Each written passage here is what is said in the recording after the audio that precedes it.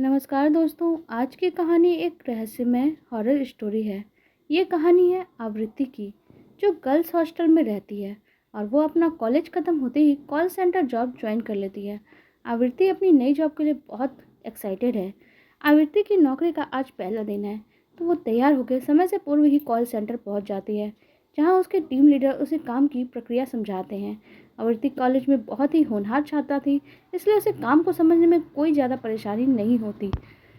वो पहले ही दिन से क्लाइंट के कॉल अटेंड करने लगती है। आवृत्ति के बात करने का तरीका इतना ज़्यादा अच्छा है कि पहले ही दिन से कई ऑर्डर जनरेट कर देती है। ये देख के आवृत्ति का टीम लीडर बहुत ही खुश होता है और उसके काम के लिए उसको सबसे सामने प्रोत्साहित भी करता है। आवृत्ति बहुत खुश हो जाती है और कई दिन होने के बाद भी आवृत्ति को ये काम भी बहुत अच्छा लगने लगा था। आवृत्ति अपने काम से बहुत ज़्यादा प्यार करने लगती है कि काम करते समय उसे समय का पता भी नहीं चलता। कई दिन तो ऐसे ही चलते रहते हैं। एक दिन आवृत्ति की टीम लीडर उसे नाइट शिफ्ट करने के लिए कह देता है, लेकिन वो रात में काम करने के लिए मना कर देती है। दरअसल कॉल सेंटर की रात में काम करने वाले स्टाफ में बहुत ज़्यादा कमी आ गई थी, जिसकी वजह से आवृत्ति को अप्रोच किया जाता है। काम की मजबूरी के चलते आवृत्ति मजबूरी में ही हाँ कह देती है। अगली रात 8 बजे आवृत्ति कॉल सेंटर पहुंच जाती है, लेकिन जैसे ही वो अपना हेडफोन लगाती है, उसमें से कुछ आवाज़ें आती हैं जो बहुत ही अजीब तरीके से बोल रही थी। वो सुन के आवृत्ति थोड़ा सा अजीब महसूस करती है और उसमें कुछ ऐसी बातें बोली जा रही थी जिसे सुन के आवृत्ति को थोड़ा धक्का पहुंचता है, लेकिन वो इस कॉल को नज़रअंदाज कर देती है, ये सोच के कि शायद किसी की शरारत है। ज़रूर किसी ने बहुत ज़्यादा शरारत का मन होगा, हो सकता है उसके साथ कोई प्रैंक कर रहा हो। और वो रात की अपनी शिफ्ट खत्म करके सुबह अपने हॉस्टल पहुंच जाती है। हॉस्टल में आवृत्ति खाना खाते वक्त टीवी देख रही होती है, तभी उसे खबर मिलती है कि उसके टीम लीडर की कार एक्सीडेंट में मौत हो गई है। और ये देखते ही आवृत्ति ने अपना खाना छोड़ दिया और वो कॉल सेंटर भागती है, जहाँ उसे पता चलता है कि उसके टीम लीडर नाइट शिफ्ट खत्म करके अपने घर जा रहे थे, तो रास्ते में उनका ट्रक से एक एक्सीडेंट हो गया और इसमें उनकी जान भी जा चुकी है। लेकिन वो इसलिए ज़्यादा परेशान थी क्योंकि रात में जो कॉल आया था उसमें यही बात कही गई थी।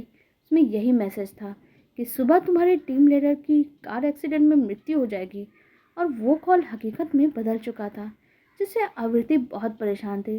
वो सभी को ये बात बताना चाहती थी, लेकिन उसे अच्छे से पता था कि कोई भी उसकी बात पे यकीन नहीं करेगा।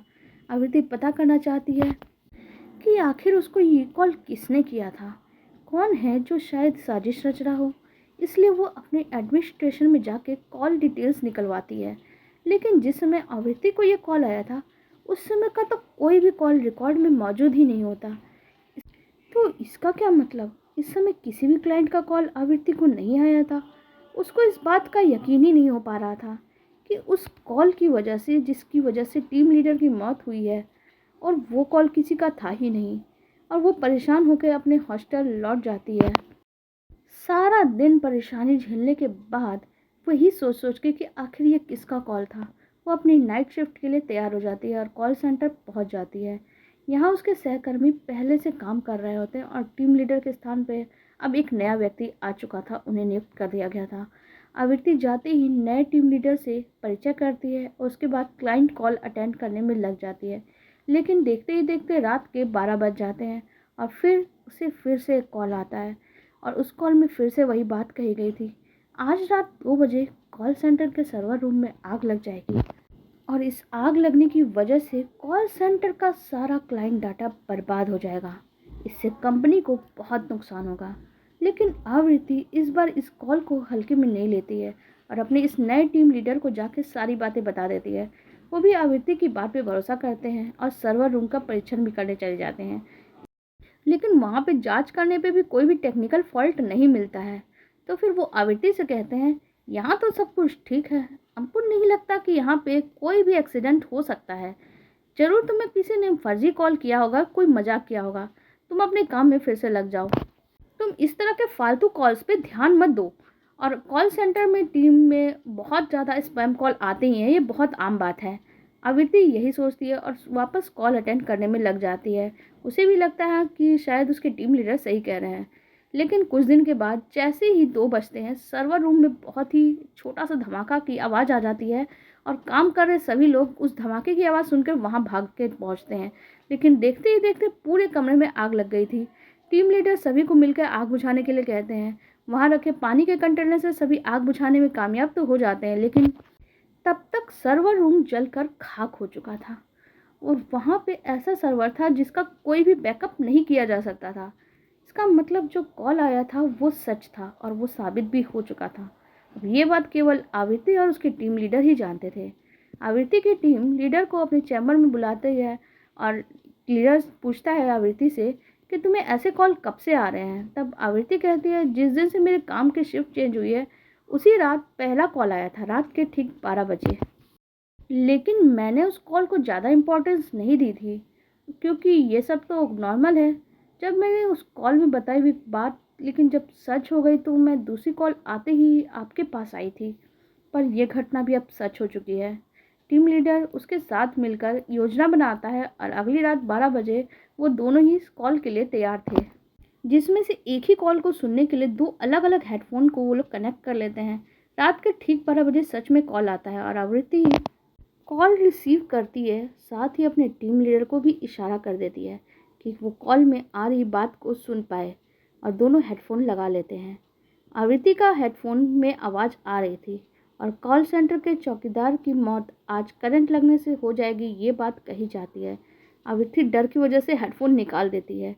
तभी टीम लीडर के चैम्बर में भागते हुए कहती है, सर आपने सुना उसने कि आज कॉल सेंटर के चौकीदार की मौत हो जाएगी। लेकिन उसके टीम लीडर ने जो जवाब दिया उससे आवृत्ति बिल्कुल ताज्जुब में पड़ गई। ताज्जुब की बात यह थी कि टीम लीडर को कोई भी आवाज़ नहीं सुनाई दी थी। उसके हिसाब से तो आवृत्ति को कोई भी कॉल आया ही नहीं था क्योंकि ट्रैकिंग डिवाइस में किसी कॉल की पुष्टि ही नहीं हो रही थी। अब टीम लीडर आवृत्ति की बात पर यकीन तो कर रहा था, लेकिन उसे आवृत्ति की बात को मानने के बावजूद उसे विश्वास नहीं हो रहा था। तभी वो कॉल सेंटर के सिक्योरिटी स्टाफ को बुलाता है तो उसे पता चलता है कि वहाँ एक बहुत ही पुराने कर्मचारी हैं जो आज ड्यूटी पर नहीं आए। शायद आज उनकी तबीयत ठीक नहीं है। टीम लीडर आए हुए सुरक्षा कर्मियों को केवल आज रात इलेक्ट्रॉनिक सेटअप से दूर रहने के लिए ऑर्डर दे देते हैं ताकि किसी को भी कोई करंट ना लगे। सारी रात गुजर जाती है। आवृत्ति की जान में जान आती है। टीम लीडर से कहती है, हमने अपने सिक्योरिटी गार्ड्स को बचा लिया, ये घटना सच नहीं हुई। लेकिन तभी टीम लीडर के मोबाइल में एक मैसेज आता है, रात में उस कर्मचारी यानी सिक्योरिटी गार्ड की करंट लगने से मौत हो गई जिसने छुट्टी ली हुई थी। टीम लीडर परेशान हो जाता है और आवृत्ति से कहता है, हमें इन मर्डर्स, इन हत्याओं का कारण जानना होगा क्योंकि हमारे कॉल सेंटर में लगातार ये हादसे हो रहे हैं और सिर्फ तुम्हें ही इसकी जानकारी क्यों मिल रही है। तभी दोनों कॉल सेंटर की इतिहास जानने की कोशिश करते हैं और अपने पुराने कर्मचारियों से संपर्क बनाते हैं। उन्हें एक पुरानी महिला कर्मचारी मिलती है जो लगभग 12 साल से वहां काम कर रही थी। उस महिला कर्मचारी ने दूसरी महिला के बारे में बताया जिसके साथ कुछ पुरुष कर्मचारियों द्वारा गलत बर्ताव किया जाता था, इसलिए मजबूरी में उसे अपना काम छोड़ना पड़ा। और उसकी वो सहेली थी, उसका नाम नेहा था, उसके साथ बहुत ही गलत हुआ था। जिस सदमे में उसने बहुत ही बुरी हालत में कॉल सेंटर में ही फांसी लगा ली थी। कुछ समय के लिए इस कॉल सेंटर को बंद भी कर दिया गया था। आवृत्ति को और टीम लीडर को अब सारी बात समझ में आने लगती है और उन्हें एहसास होता है कि अब वही लड़की यानी नेहा आवृत्ति से संपर्क बना रही है। पता नहीं किन कारणों से, लेकिन वो आवृत्ति में अपने आप को ढूंढ रही थी। आवृत्ति ये बात जानते ही डर जाती है और अपनी नौकरी छोड़ देने का फैसला करती है। लेकिन टीम लीडर उसे मनाने की कोशिश करते हैं और कहते हैं, एक तुम ही हो जिससे वो लड़की यानी वो आत्मा संपर्क बना सकती है और अगर तुम भी चली गई तो ये हादसे तो कभी रुकेंगे ही नहीं, होते ही रहेंगे, हमें कभी कुछ नहीं पता चलेगा। तुम सोचो, अगर तुम्हारी कोशिश से कितने ही निर्दोष लोगों की जान बच सकती है तो फिर इस बात को मान जाओ ना। तो फिर आवृत्ति उसकी बात मान लेती है और वहाँ रुक जाती है। इन दोनों ने मिलकर सोचा कि अब हम लोग पता लगा के ही रहेंगे कि ये हादसे कैसे रोके जा सकते हैं। दोनों मिलकर एक व्यक्ति के पास जाते हैं जिसे साइंटिफिक रूप से भूतों से यानी आत्माओं से संपर्क करना आता था। वहाँ जाकर उस व्यक्ति से पता चलता है कि ये जो लड़की है थी नेहा, उसका बदला शांत नहीं होगा, वो ऐसी ही हत्या करती रहेगी। यदि हम उसकी आत्मा को कॉल सेंटर से अलग करने में कामयाब हो जाते हैं, उसे मुक्ति दिला सकते हैं, तब ये हादसे रोके जा सकते हैं। लेकिन इस तरीके से आवृत्ति की जान को खतरा भी हो सकता था। उस वक्त आवृत्ति को अकेली ही कॉल सेंटर में रहना होगा और जैसे ही वो आत्मा नेहा आवृत्ति से संपर्क करेगी, उसको आवृत्ति के शरीर में जाने के लिए विवश कर दिया जाएगा, क्योंकि आवृत्ति में ही वो शक्ति है जो उस आत्मा को अपने शरीर में सह सकती है। और आवृत्ति के ही शरीर में उसे अंदर रखते हुए उसे कॉल सेंटर से बाहर निकाला जाएगा, तो उसे दूसरे स्थान पर छोड़ के शायद मुक्त किया जाया सकता है। पर जरूर इस जगह पे कोई तो पुरानी वस्तु है, और जिसकी वजह से ही ये आवृत्ति से संपर्क बना रही है। और अधिक जानकारी जुटाने से पता चलता है कि जो हेडफोन आवृत्ति इस्तेमाल करती थी, ये लड़की नेहा, वो भी वही इस्तेमाल करती थी।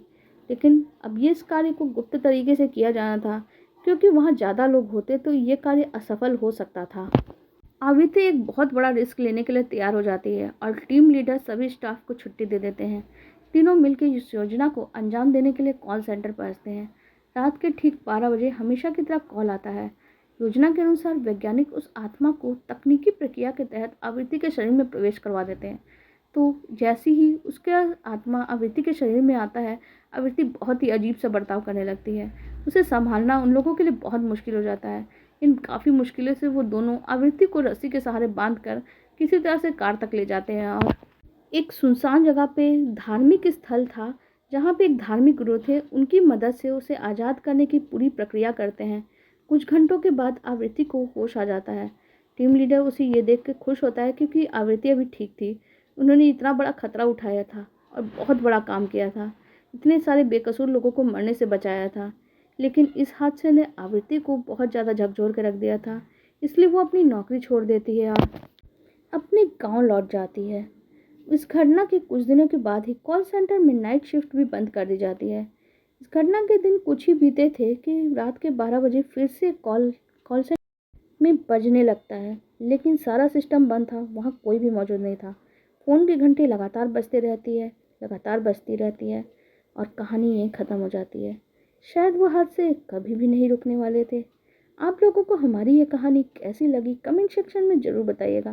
साथ ही वीडियो को लाइक कर दीजिएगा और हमारे चैनल को भी सब्सक्राइब कर लीजिएगा। धन्यवाद।